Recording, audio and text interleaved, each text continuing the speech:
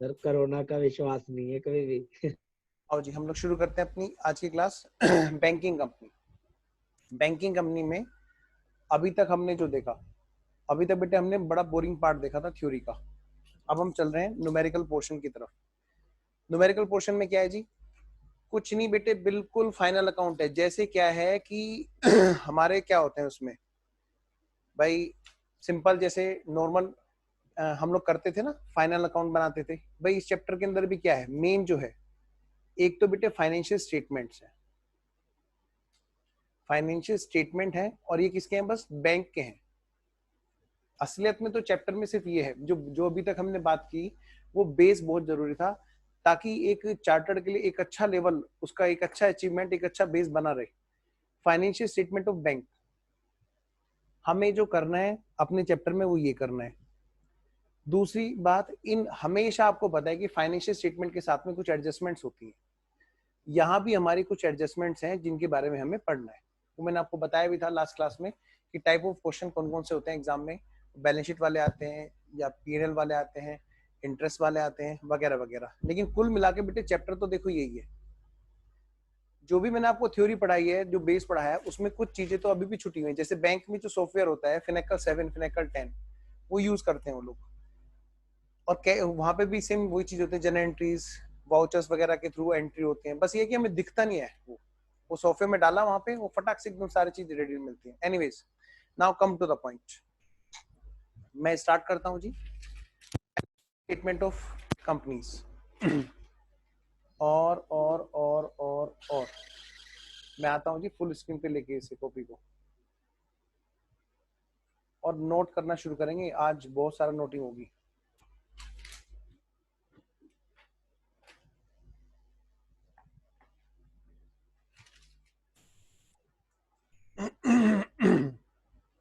लो जी, क्या है ये? Format of financial statement. Format of financial statements. देखिए जी भाई, फाइनेंशियल स्टेटमेंट के लिए हमारा जो है ना यहाँ पे रिवाइज हुआ था कैसे। लिखो बेटे, कुछ लिखाता जा रहा हूँ, कुछ कहानी थोड़ी सी यहाँ पे आपको लिखनी चाहिए। बहुत साल पहले, बहुत साल पहले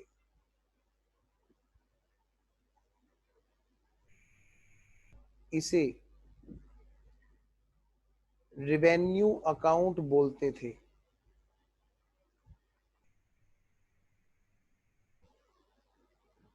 कभी आप सुनो बैंकिंग के केस में कि रेवेन्यू अकाउंट, तो समझ जाना वो पीएनएल अकाउंट की ही बात हो रही है। किस चीज को बोल रहे हैं? पीएनएल को।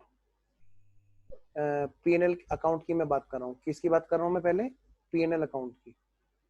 कुछ बातें हैं जो यहाँ पर इसके बारे में जानना जरूरी है। जो बैंक का पीएनएल अकाउंट है उसको पहले बोलते थे बेटे रेवेन्यू अकाउंट। अच्छा, देखो ये जो बैलेंस शीट का फॉर्मेट है, बैलेंस शीट एंड पीएनएल का जो फॉर्मेट है, जो अब आया है पहले से रिवाइज होकर के, ये बेटे ये न्यू है और रिवाइज्ड फॉर्मेट है। रिवाइज्ड जो हम लोग कर रहे हैं क्लास में वो रिवाइज फॉर्मेट है।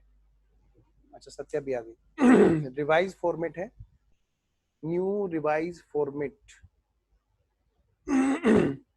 और ये किसके अकॉर्डिंग बनता है? Schedule third. Sir schedule third मतलब कंपनीज एक्ट वाला? नहीं, शेड्यूल थर्ड। और कौन सा बेटे? सेक्शन 29 में दे रखा है schedule third of banking regulation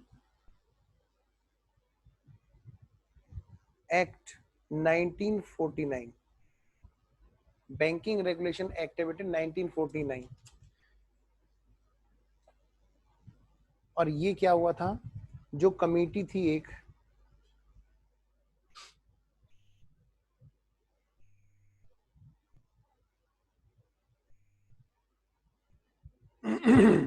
जो उसके चेयरमैन थे कमेटी के, श्री ए घोष। ये कौन थे?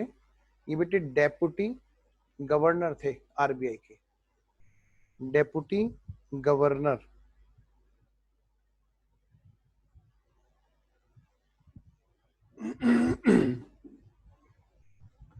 सजेस्टेड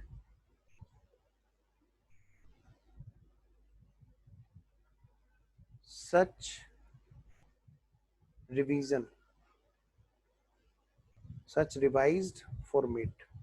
उनके सजेशन पे बेटे ये रिवाइज किया गया था बैंकिंग के लिए फॉर्मेट जो है, ठीक है, उन्होंने सजेस्ट किया था तब जाके ये रिवाइज हुआ था।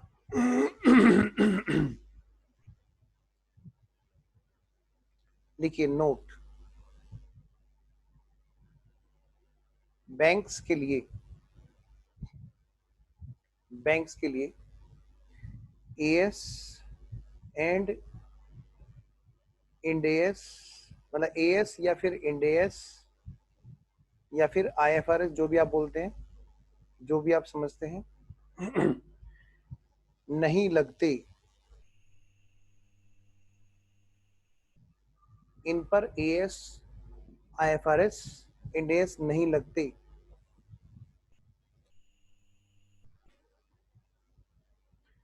जो भी ये आईएफआरएस इंडेस वगैरह हैं, ये बेटे कंपनीज एक्ट 2013 के अकॉर्डिंग कंपनीज पे लगते हैं, जो एमसीए ने बताया है, ठीक है। ये बैंक्स पर नहीं लगते। कभी आप इसमें एएस लगा दो, सोचो जरा यहाँ पे एएस 2 लगेगा क्या, मतलब ही नहीं। खैर वो सब बातें हम डिस्कस नहीं करेंगे, बस एएस इंडेस आईएफआरएस नहीं लगते क्योंकि इनका जो एक्ट है, एक्ट के अकॉर्डिंग इनका जो फॉर्मेट है वो सारा का सारा बना ही इस हिसाब से है, ठीक है जी। आइए शुरू करते हैं फिर हम लोग। तो मैं आपको अब फॉर्मेट बनवा रहा हूं नेक्स्ट पेज पे।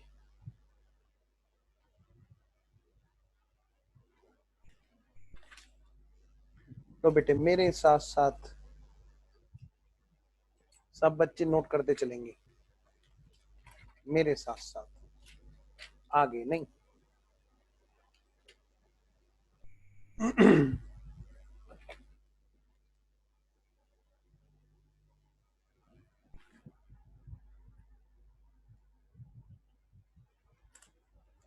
लो जी, 1 2 और 3 क्या क्या है जी, क्या क्या है?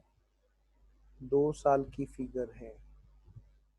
हम यहाँ पे क्या बना रहे हैं? हम यहाँ पे बना रहे हैं बैलेंस शीट।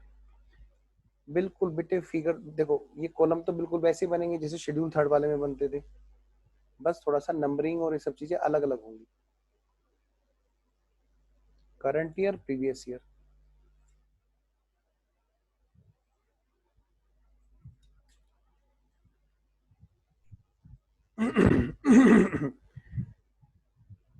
हाँ जी लिखो, फॉर्म ऑफ बैलेंस शीट।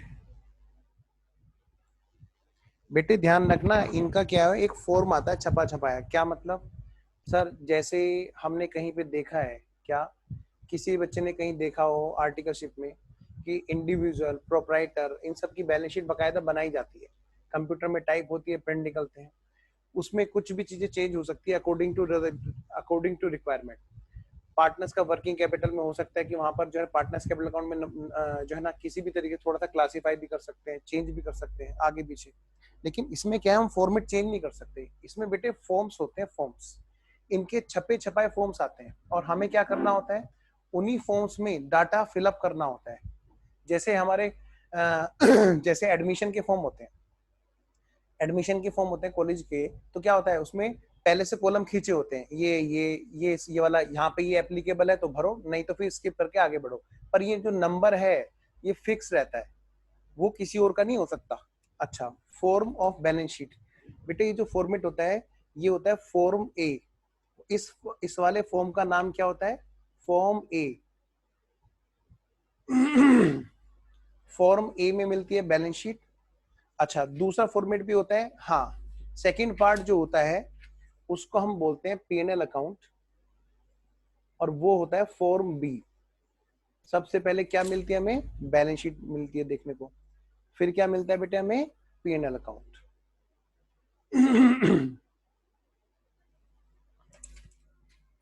जैसे ये है फॉर्म ए, ऐसे ही बेटे वो है फॉर्म बी।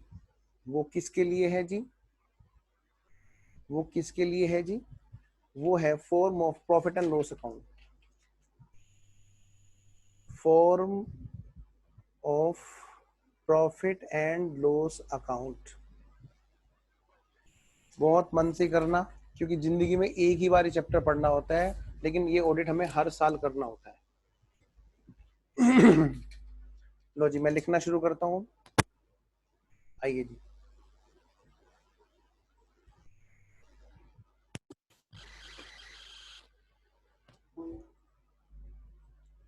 अब ऑडियो ओके है? अभी भी फिर वही ऑडियो की कहानी शुरू हो जाएगी। अभी भी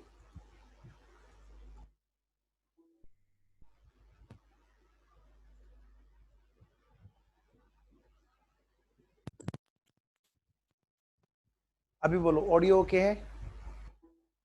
ओके है, चलो। तुम लोग ना टेक्निकल पर्सन जरूर बना दोगे मेरे को, बढ़िया वाला। अच्छा, कहाँ गया वो? अरे यार, पेन ही गायब हो गया। यहीं तो रखा था। ये रहा, लिखो बेटा।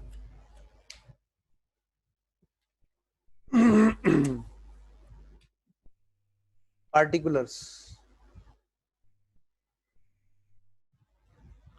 और यहाँ पर क्या है? Schedule number. बेटे पहले हमारे कंपनीज एक्ट में भी शेड्यूल नंबर हुआ करते थे, अब वहां पर हो चुके हैं नोट नंबर। ठीक है, लेकिन यहाँ पर अभी भी क्या है? हमारे शेड्यूल नंबर ये। ये है अमाउंट फॉर ईयर एंडेड, इसी तरह लिखा जाता है 31 मार्च 2019। अच्छा, तुम्हारे एग्जाम के हिसाब से 20 आएगा ना? Yes. Amount for year ended 31 मार्च 2019। मैंने आप लोगों को दिखाई थी एक बैलेंस शीट, है ना? हाँ। आओ जी बेटे, क्या क्या है इसमें? फिर वही चीजें, सब कुछ बिल्कुल वैसे ही। मैंने यहाँ पे हेडिंग डाला capital and liabilities. Capital and liabilities. इसमें क्या क्या चीजें हैं जी? इसमें है जी, सबसे पहले यहाँ पर कैपिटल। और कैपिटल का वर्किंग नोट जो बनेगा उसका नाम क्या है? Schedule number. Schedule number 1। Schedule number 1। Second वाला है बेटे रिजर्व्स एंड सरप्लस। क्या है जी? रिजर्व्स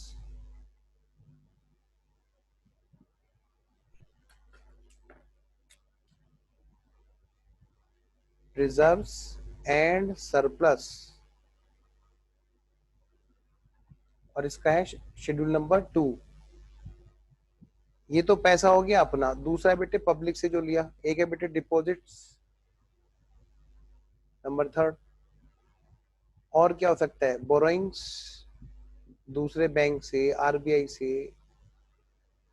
हो सकता है हम लोग लोन लें। हम कौन? बैंक। फिर है बेटे other current liabilities, schedule number 5। Other current liabilities and provisions.